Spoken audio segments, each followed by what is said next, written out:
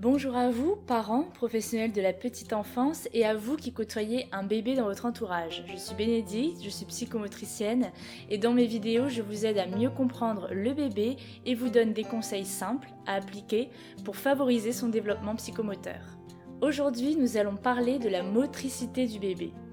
Dans les magasins et sur internet, une quantité de choses nous est proposée, nous promettant que le bébé apprendra mieux à marcher avec tel ou tel accessoire ou à tenir assis. Comment favoriser réellement la motricité des bébés et de quoi ont-ils besoin? C'est ce que je vous explique aujourd'hui et je vous donne des actions concrètes à mettre en place pour l'accompagner.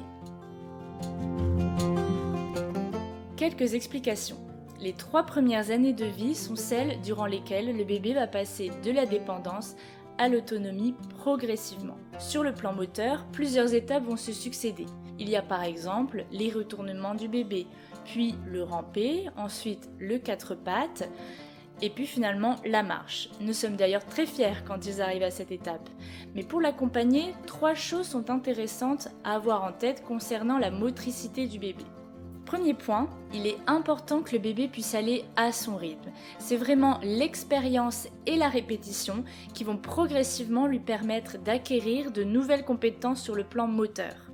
Un bébé peut prendre plus de temps dans une étape que dans une autre. Il faut lui laisser du temps. Deuxième point important, il est favorable que le bébé puisse faire l'expérience des différentes étapes motrices pour avoir une belle motricité. C'est un petit peu comme une maison en construction, il faut qu'elle ait de bonnes fondations.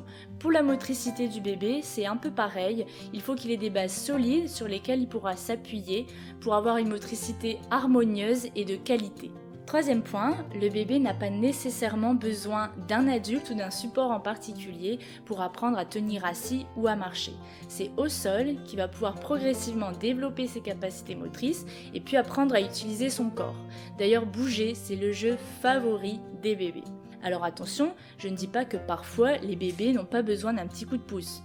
En pratique, ça donne quoi? J'ai 3 conseils à vous donner pour favoriser la bonne motricité du bébé.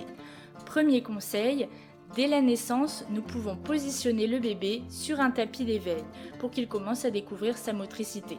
Ça va vraiment être un plaisir pour lui de découvrir par lui-même et nous allons pouvoir l'encourager avec notre regard bienveillant.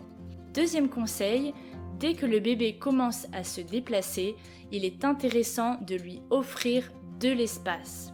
Troisième conseil, essayons de positionner le bébé dans des positions qu'il maîtrise déjà. Par exemple, un bébé qui ne tient pas encore assis sera plus confortable sur le dos ou sur le ventre, car il pourra continuer d'essayer de trouver le bon chemin vers la position assise.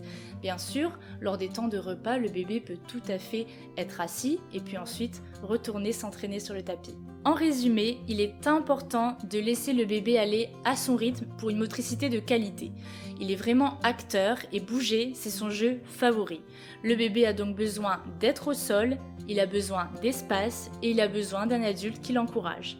Si cette vidéo vous a plu et vous a intéressé, n'hésitez pas à mettre un pouce bleu, à commenter et à partager au maximum. Je vous dis à très vite.